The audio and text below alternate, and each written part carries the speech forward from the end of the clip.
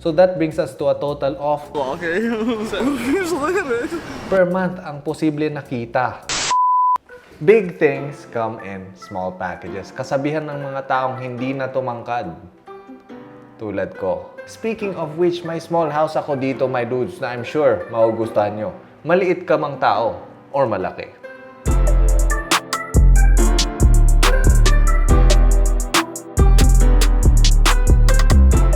Alrighty, so itong bahay na ito dinesign namin as a rental home for transient or Airbnbs. Now, one of the most important na aspects pag balak nyo mag-start ng rental business nyo ay ang location. So you need to ask yourselves, bakit sila titira dito? You need an attraction, pwedeng may beach sa inyo or in our case, may bundok sa Baguio and you know, malamig yung climate dito. Also, madaming pogi dito.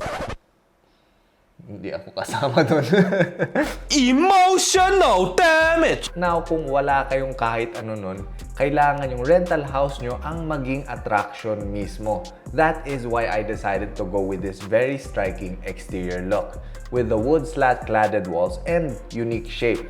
So as we can see here, nag-incorporate din ako ng round elements sa design natin para bagay siya sa kahit anong naturey scene, gubat man, beach, or desert, pwede ito. So for this video, nilagay ko sa mountainside itong ating rental house.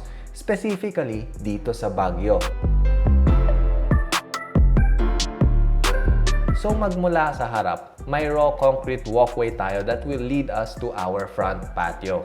Here we will be greeted by our big pocket glass door kung saan binibigyan niya tayo ng onting patikim kung ano yung nasa loob ng bahay. So this pocket glass doors yung katumbas ng fineflexan mo yung crush mo sa jeep. Bayad po. Pogi tips by your Tito Lian, yeah. Pasok na tayo. So directly in front of our entrance, makita natin ang ating kitchen clad in this classy light wood which complements our white quartz countertops. So personally, I'm a big fan ng white countertops kasi mas madali sila linisin and hindi gaano halata yung mga talsik ng mantika or yung oils ng kamay mo pag nahawakan mo siya as compared to black.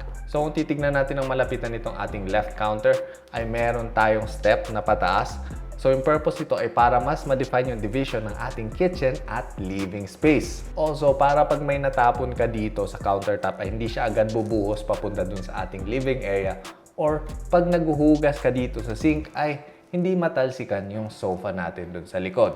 Now, on the other side of that ay may recessed counter tayo completely clad with white quartz and may cove light din tayo dito sa dulo para habang nag-work ka dyan, meron tayong task lighting.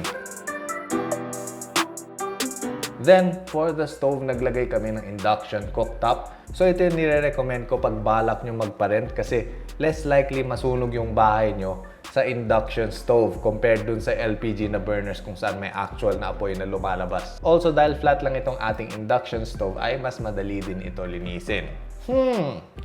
Where is the ref? So, pag tinignan natin dito, katabi ng ating sink ay may integrated refrigerator tayo dyan sa ilalim ng counter.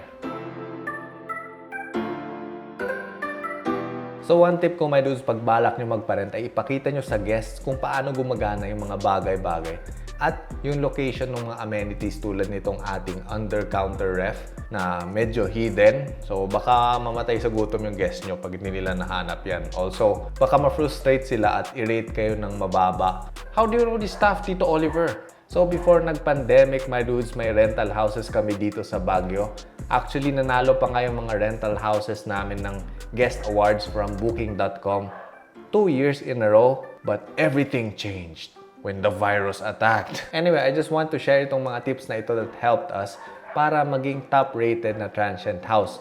And hopefully, magamit nyo rin itong tips na ito, my dudes. Now, another thing na importante sa mga rentals ay ang plumbing. So, dapat reliable and long-lasting yung mga pipes nyo. Cause the worst thing that can happen ay magka-leak at may close nyo yung inyong rental property for around 1 to 2 weeks. Lugi negosyo yon, man. Luckily, we have good plumbing products available sa market tulad ng EcoSafe PPR made by Moldex, which is a company that has been making high-quality pipes for about 55 years. Also, made in the Philippines to kaya no international transport fees added sa kanyang price. Lahat ng binabayad mo para sa pipe na ito ay napupunta sa quality niya at sa tibay. Don't believe me? Well, tanong nyo sa Germans dahil katulong sila sa pag-develop nitong pipes na ito. Kaya pasok ito sa ISO 15874 standards. Also, this is made of 100% virgin type 3 PPR resin. So generally, mas matibay ito and it is designed to last up to 50 years. And dahil ang PPR ay inherently matibay na material, hindi kailangan ganun kakapal yung walls nitong pipe. Meaning, mas malaki yung butas niya which will lead to an increase sa flow ng tubig. Also, pantay-pantay yung kapal ng walls itong EcoSafe PPR hanggang sa dulo so wala siyang weak spots. At ang EcoSafe PPR ay ginagamit pang hot and cold water kaya perfect siya for warm showers at sa paghuhugas ng pinggan para hindi rayumahin yung kamay ng mga titos and titas out there. Lastly, ang EcoSafe PPR ay non-toxic as certified by PPAC sa Ateneo. So may peace of mind ka na hindi ka biglang makaka-develop ng superpowers habang naliligo ka. Kasi toxic na pala yung relasyon nyo. I mean, yung pipe nyo ay may lumalabas ng toxic dun sa material niya. By the way, may special guest pala tayo sa video na ito, yung mga aso ng kapitbahay. So, I apologize kung medyo may tumatahol sa likod, you know. Anyway, from the kitchen, we can see our spacious living area where we have this round window framing the beautiful mountainside view sa labas. So, another tip para dumami yung customers ni my dudes ay dapat may Instagrammable spot kayo sa rental property nyo. Be it your garden, yung wood slats sa labas, or in our case, itong ating round na window.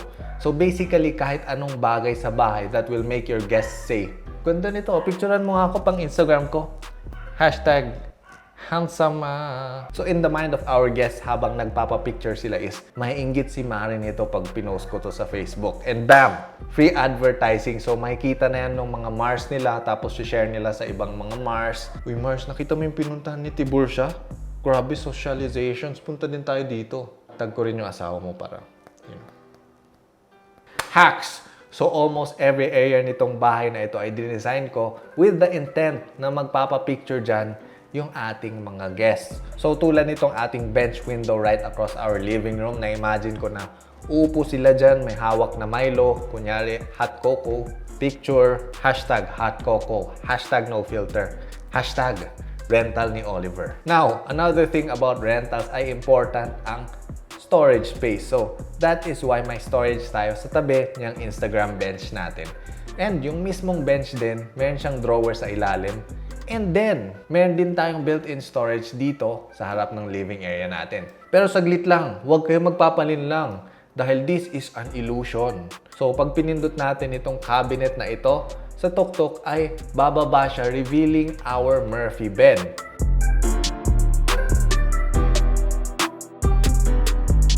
For the backdrop nitong ating bed, nilagyan namin itong wood x concrete collab na cladding. So I think this part turned out really nice, my dudes. Actually, ito yung favorite na part ko sa loob nitong buong bahay. Again, another Instagrammable spot. Hashtag woke up like this. Hashtag pinatira ni Tito. Wag na siguro yung last na hashtag, baka iba yung pagkabasa ng mga tao. Hashtag kaduda-duda. Okay, moving on from there, makikita natin meron tayong glass pocket doors ulit, which will lead us to our balcony. On one side of our balcony, may wood slats tayo for privacy, and may halaman din dyan cause I know, mga tita, mahilig magpa-picture katabi ng halaman. So that is a sign na tumatanda ka na pag napansin mo, unti-unti ka nang nagpapapicture sa mga random na halaman. Now, sa kabila naman yung halaman na yan ay ang ating alfresco dining area where you can kain while enjoying the view. Then, pagkatapos mo kumain at sumakit yung tiyan mo, oh no! Nakalimutan ilagay ni Lian yung CR. Heh! I did not! Dahil dito sa kitchen, makikita natin ay meron tayong hidden door that will lead us to our toilet and bathroom. For this, I decided to go with gray stone design porcelain tiles for easy maintenance and cleaning, which is another thing to keep in mind, is to use low maintenance and easy to clean materials for your rental business. So total business na rin pinag-uusapan natin, my dudes. A must for any business in this day and age ay ang inyong digital presence. Presence, hindi presents. Lahat ng bagay ngayon online na, so it just makes sense na may online store na rin kayo. Enter the Multi-Store. What is that? Basically, my dudes, Multi-Store is a tool that helps you create your own e-commerce website. With this, you can build your online store in minutes. Sobrang dali na kahit ako na walang background sa paggawa ng website ay nakagawa na rin ng sarili kong online store. So kung marunong ka magpalit ng cover photo mo sa Facebook or mag-wow sa TikTok, kayang-kaya mo na rin gumawa ng sarili mong online store website. Wow! Para sa mga business owners na gusto pang lumaki ang benta nila online, importante na meron kayong sariling website para mas madali kayo makita in the digital world at mas makilala kayo ng customers nyo. With your own website, hindi mo na kailangan makipag-compete sa ibang sellers sa loob ng e-commerce apps. Ang kagandahan ng Multi-Store ay madali na rin ang mga transactions gamit ng e-payment at cash on delivery. Kasama na rin ang pag-deliver ng products mo dahil mayroon na agad 20 ready-to-use local payment and delivery services si Multi-Store. But wait! There's more! Pwede ka pang kumita ng mas malaki dahil kay Multi-Store, you get 0 platform transaction fees. This means walang bawas yung may uuwi mong kita sa mga nabenta mo online. Now, you're one step closer to being the next Nike. Imagine, Tiburcios Tremendos Chinelepers.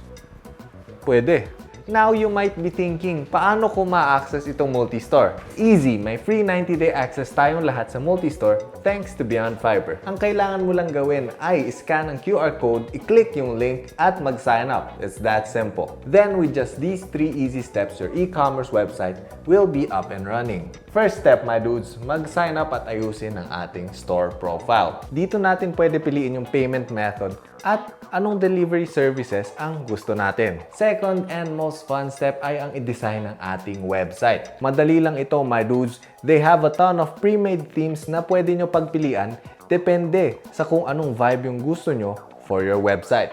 Then, to add features, click nyo lang yung mga gusto natin idagdag sa website. Simple and easy to understand. Parang gumawa ka lang ng Friendster page mo.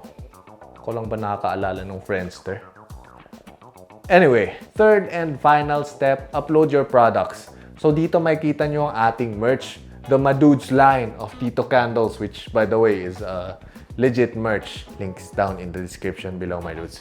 As you can see, pwede kayong mag-upload ng pictures ng products nyo dito, maglagay ng description, and pwede pa kayong maglagay ng product variation. In our case, yung Madude Candles comes in 2 sizes. May Tito size tayo, and then may Tito size tayo. So, input lang natin dyan yung product variety, fill up all other info, click save, and bam! There we go, ready to sell.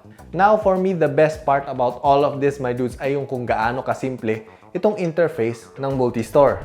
Di ka na mahirapan mag-manage ng order, mag-over or under-allocate ng stocks, or mahirapan mag-compute ng revenue mo because stuff like inventory management, order management, and sales reports, madali na natin makita dito sa ating dashboard. And for the delivery fulfillment, may real-time reports tayo para hindi na tayo mag-aalala kung nakarating ba sa ating dear customers ang tremendous chinelepers nila or ang kanilang candle orders. So what are you waiting for, my dudes? Check out the Multi-Store. Links down in the descriptions below.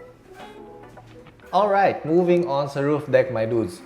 So if we go around our beautiful curved slatted wall, ay makikita natin itong ating pocket garden with this beautiful staircase. So itong staircase na ito is made of perforated steel, kaya siya mukhang transparent na andyan ba or wala type of illusion, you know?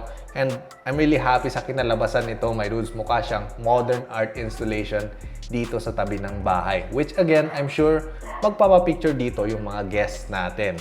Hashtag stairs. Hashtag living my best life. Now, pag akyat natin yung stairs ay makikita natin ang ating roof deck. And pag tinignan natin sa gitna ng ating roof deck ay may patch of grass tayo dito. Or pwedeng turf na lang yung gamitin nyo para mas low maintenance. So, pwede sila mag-pitch dito ng mga tent nila para, you know, glamping. Pag di nila feel dun mag-tent sa parang bulubundukin na gubat over here. Which, by the way, good luck na lang kung makahanap ka ng flat na pagtatayuan ng tent sa side ng bundok ng Baguio. It's very hard to look for that. English. Anyway, para ma-feel nyo pa rin na nasa gubat kayo, ay naglagay din ako ng pocket garden dito sa ating roof deck, katabi ng tambayan area. Then for the railings ng ating roof deck ay tempered glass yung ginamit natin dyan para walang railing na nakasagabal sa view nyo or sa IG pictures nyo. So all in all, yung interior space nitong bahay is around 30 square meters. And pag inad natin yung balcony, patio, and pocket garden, around 60 square meters yung total area nitong ating rental house. Now, pag binase natin sa current prices ng rentals dito sa Baguio, pwede natin iparent itong property na ito at about 8,000 pesos per night, which is good for about 2 to 4 people. Which also, I forgot to mention, my dudes, na sa likod ng sofa natin ay may storage tayo doon kung saan may single bed na kasya. Then, meron pa tayong foldable single bed sa isa sa mga closets natin. So yeah, kasya ang 4 people dito. Although yung isa sa kanila kailangan sa roof deck na lang siya. Hindi, actually kasya sila dun sa loob, my dudes. Going back dun sa kikitain natin, my dudes, kung 8,000 pesos per night ang singil natin dito and for a month, around sabihin natin 16 days na may nag-book, in total ang pwede nyo kitain dito per month ay 129,000 pesos. So, yun yung sa mga off days. So, pag holidays, pwede kayo magdagdag ng presyo, for peak season. And baka 22 days in a month kayo magpa-rent for those peak seasons tulad ng December or, summer. Madaming pupunta dito sa Baguio. So, let's say, ma-mark up natin yung price natin ng 25% for the peak season. So, that's around 10,000 pesos per night at around 22 nights. So, that brings us to a total of 220,000 pesos per month ang posible nakita. Wow! Hashtag rich life. Hashtag slappy no more. So I don't know about you, my dudes, but that sounds like a pretty good investment. And yung rason kung bakit kaya natin i-charge yung mga gantong rates ay dahil sa uniqueness nitong bahay. So as architects, we don't just design houses, we create experiences. So yung experience yung binabayaran ng guests natin dito. Hindi lang yung tirahan. Anyway, with that, I guess dyan na tatapos itong ating video. I will see you sa susunod, my dudes, of Flying Peace!